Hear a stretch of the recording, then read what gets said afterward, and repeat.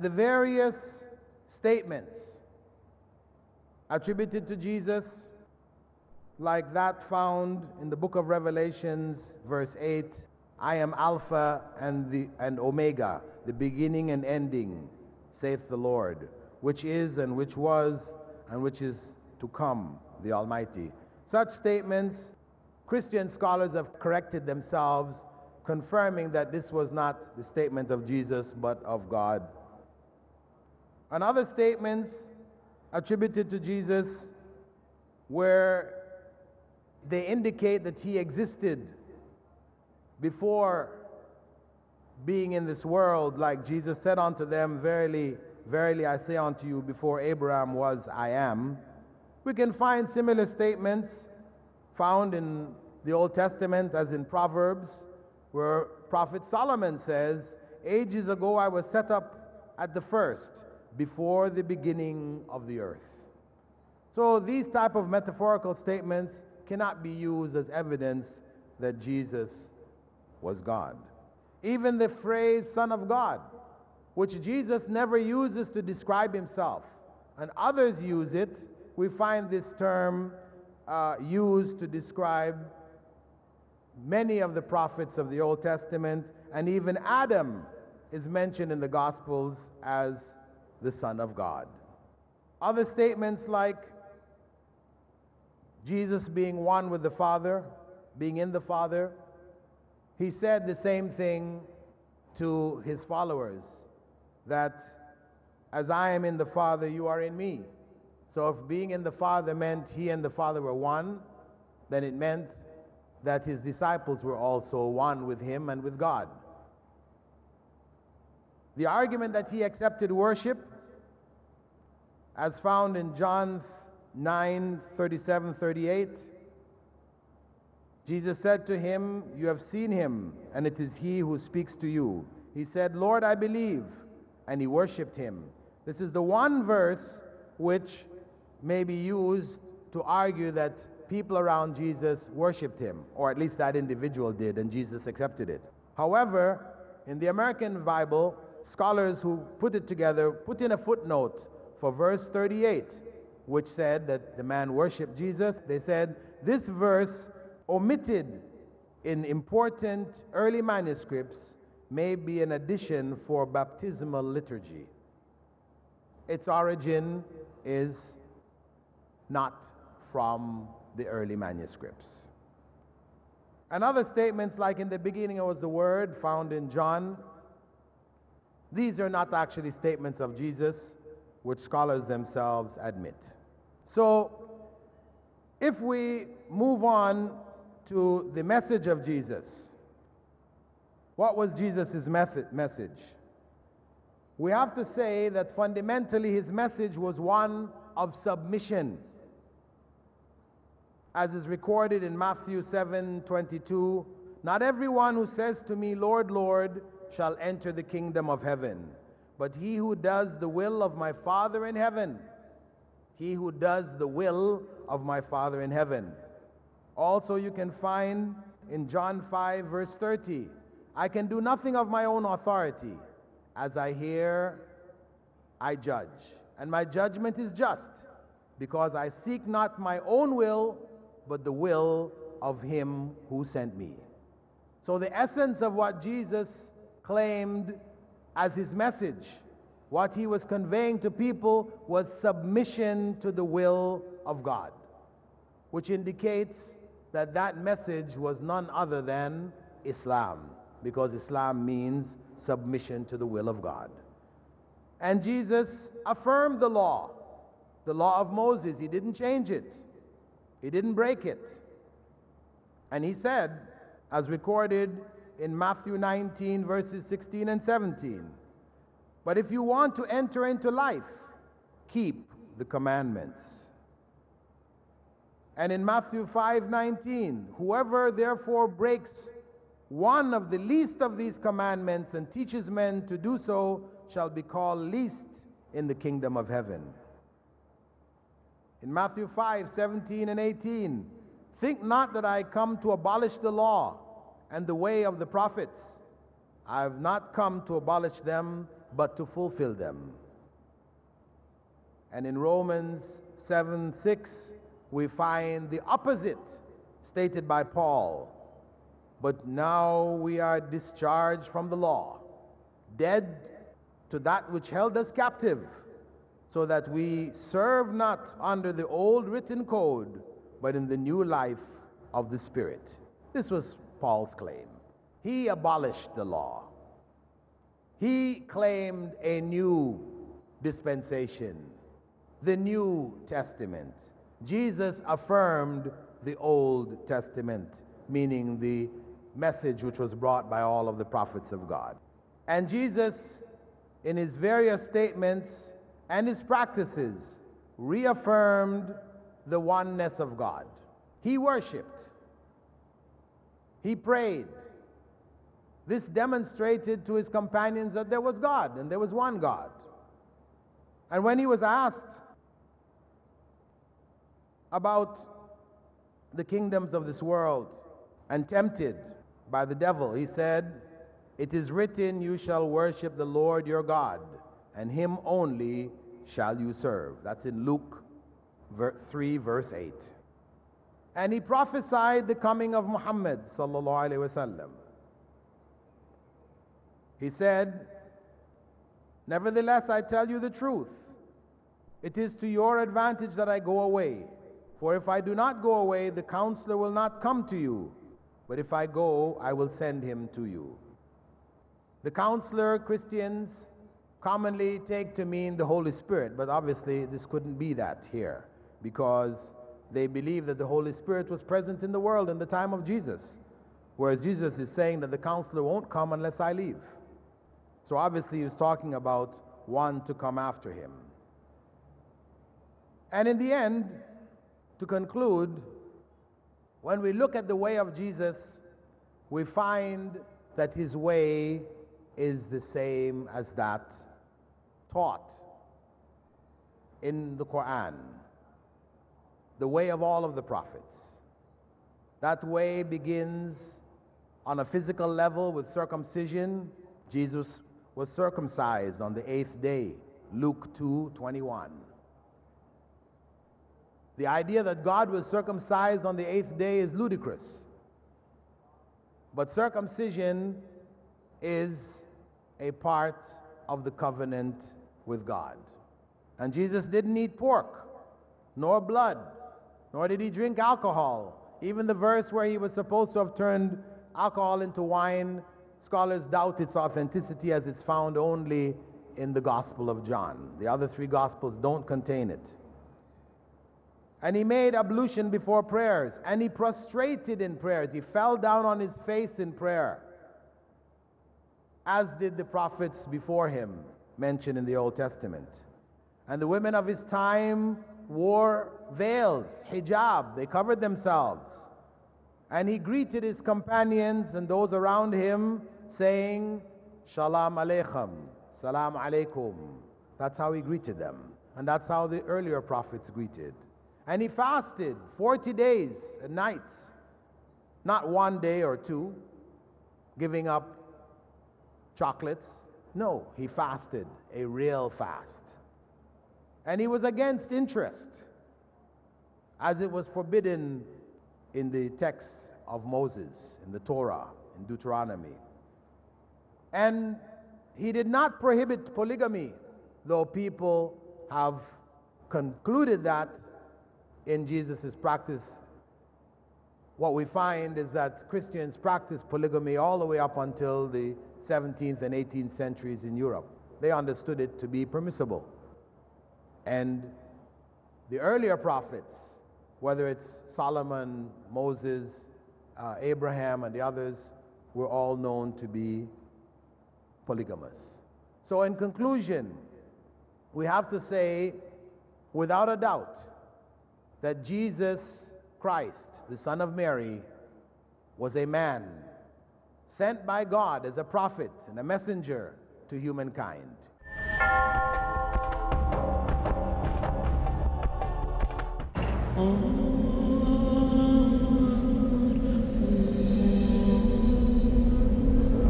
It's an obligation upon all of us to nourish, to polish, and to rectify and upgrade ourselves.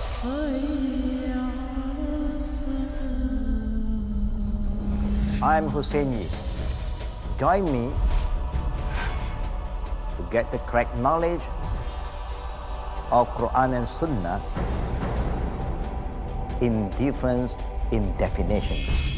Implement the steps that help us get closer to Allah subhanahu wa ta'ala in the difference in definition with Hussein Yi. Today at 6 p.m. and repeat telecast at 9 a.m. India on Peace TV. Most countries of the world ban bullying. They fight it in their schools and universities. A lot of us are being bullied differently every single day. Some come up to us and say, do this, while others say, don't you dare. Some say this is halal, while others say, nope, this is haram. Are you confused? Do you feel lost? Join me in Umdat al-Ahkam, where with the grace of Allah, we will learn the proper knowledge from the Quran and from the Sunnah, which would help stop this kind of bullying. Join Asim Al-Hakim in Umdatul Ahkam tonight at 10:30 p.m. and repeat telecast at 6:30 a.m. India on Peace TV.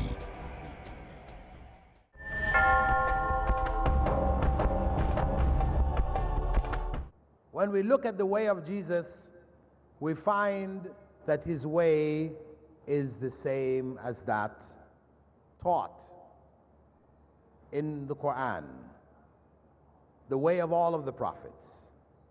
That way begins on a physical level with circumcision. Jesus was circumcised on the 8th day, Luke 2:21. The idea that God was circumcised on the 8th day is ludicrous.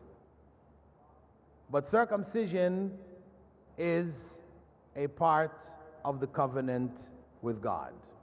And Jesus didn't eat pork, nor blood, nor did he drink alcohol. Even the verse where he was supposed to have turned alcohol into wine, scholars doubt its authenticity as it's found only in the Gospel of John. The other 3 Gospels don't contain it. And he made ablution before prayers, and he prostrated in prayers. He fell down on his face in prayer, as did the prophets before him, mentioned in the Old Testament. And the women of his time wore veils, hijab. They covered themselves. And he greeted his companions and those around him, saying, Shalom Aleichem, Salam Alaikum. That's how he greeted them. And that's how the earlier prophets greeted. And he fasted 40 days and nights, not 1 day or 2, giving up chocolates. No, he fasted, a real fast. And he was against interest, as it was forbidden in the text of Moses, in the Torah, in Deuteronomy. And he did not prohibit polygamy, though people have concluded that in Jesus' practice. What we find is that Christians practiced polygamy all the way up until the 17th and 18th centuries in Europe. They understood it to be permissible. And the earlier prophets, whether it's Solomon, Moses, Abraham, and the others, were all known to be polygamous. So in conclusion, we have to say, without a doubt, that Jesus Christ, the Son of Mary, was a man sent by God as a prophet and a messenger to humankind. He brought a message which was submission to the will of God. It was the same message brought by all of the prophets of God, all the way back to Adam. The religion of Adam was Islam. Some may question, how can you claim that? Well, we know definitely it was not Judaism, because that came into existence after the time of Moses. We know it was not Christianity because Jesus himself never even used that term. What we know is that Adam was commanded not to eat from the tree. What was required of him was submission to God, to obey God. Don't eat from the tree. And that is Islam, submission to God. But whatever tree God has forbidden us is forbidden to us, and we should submit and not eat from it. That is the religion of God. And Jesus, a man, son of Mary, carried that same message, and that message is preserved in Islam today. So for those Christians who would like to follow Jesus as he taught, as he received from God, then I invite you to come to Islam and follow the truth from God. Assalamu alaikum wa rahmatullahi wa barakatuh.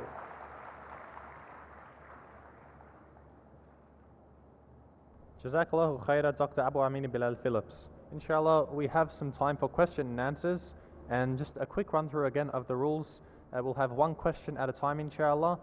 Especially in the case for this talk, we would love to give first preference to any non-Muslims. We'll begin with the first question from the brother at the front, inshallah. Assalamu alaikum, brother. Myself, Irshad Ahmed Punekar. I'm an architect by profession. You made a mention in your talk that the Trinity is not mentioned in the older versions of the Bible. Now, my question to you is that if it has been mentioned by some of the Islamic scholars, as you also have a doctorate, you might have made a mention of it in the paper, then what is the response of the present day Christian scholars?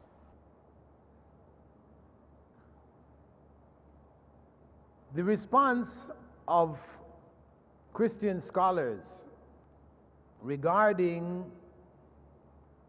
the divinity of Jesus, because when we're talking about Trinity, that is an essential aspect of it, is that Jesus himself didn't know that he was God. And that is why he didn't mention it and tell people that he was God. This was only realized after the resurrection. This is how they explain away the fact that Jesus did not address this issue nor call people to accepting him as God incarnate. Okay? Shall we have the next question from the second mic? Assalamu alaikum, brother Bilal Phillips. Myself is Muhammad Javed Ahmad. My question is that we all know that the Prophet Muhammad sallallahu alaihi wasallam is the last messenger. Then what's the needs to Jesus to come back? If it is the Muhammad Mustafa sallallahu alaihi wasallam is the last messenger and Quran has confirmed it, it is sufficient. Then what is the need to come back the Jesus? Okay, the issue of the second return, or the return of Jesus, second coming of Jesus into the world, which is a part of Muslim belief. This is the completion of Jesus' life cycle. Allah spared him the crucifixion and lifted him up. He was not crucified on this earth. So his return is the completion of his life cycle, as all other human beings will live and die. His completion on the earth will be to come back and live out the rest of his life and die. Also, he will be among the signs of the last day, because in the last days, the Antichrist, Dajjal, will come And he will claim that he is God, as people claim Jesus was God. And Jesus will be sent at that time to finish him, to destroy him, and to end all of the issues regarding himself. So the cross will be broken. It will be known that it is false. And the pig will be slaughtered. It will not be used for eating. And so on and so forth. And Jesus will live out his life as a ruler on the earth for 40 years. And he will rule the earth according to the Sharia, or the law, in its final form, which was brought by Muhammad sallallahu alaihi wasallam. So he will not bring a new law. He will not abrogate or change anything. He will only fulfill the prophecies and be that sign of the last day. Jazana wa yakum. Assalamu alaikum. My name is Saltanat Khan. I am a BCom graduate. I want to ask the brother that if I want to call a Christian to Islam and I want him to accept Islam, so is it important to compare both the religions and prove him through the Bible and Quran that Isa alayhi salam was not the son of God? Can I simply tell him that there is one God and Muhammad is the messenger of Allah and Isa alayhi salam is not the son of God, he was the true messenger of God? So will I be accountable if I don't compare both the religion, if he doesn't accept Islam? To convey the message of Islam, it is sufficient to identify the central teachings, the oneness, the unique oneness of God, and that he alone deserves to be worshipped, and that Muhammad, may God's peace and blessing be upon him, was the last messenger of God to humankind. And what is required of a person to be a Muslim. That is sufficient. The comparison is only for those who request it, who want to know. So if you're talking with a Christian and he says, well, what about this statement of Jesus? Either you have knowledge and you're able to clarify it for them, or if you don't have knowledge, you say, I have no idea about this, but this is the teaching of Islam. Research it. If it makes sense to you, accept it. If it doesn't, then continue on your way. Your job is to convey the message. If you're able to clarify, that makes you more effective.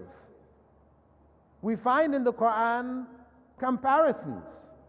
We do find verses where Allah makes comparisons, describes Isa as one who ate food along with his mother. Why? Why talk about that?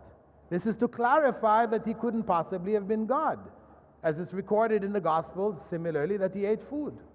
So there are ideas and concepts being brought there to clarify that Jesus was in fact only a messenger of God. And Allah speaks about the changes in the scriptures. Allah speaks about the fact that Jesus predicted the coming of Muhammad sallallahu alaihi wasallam.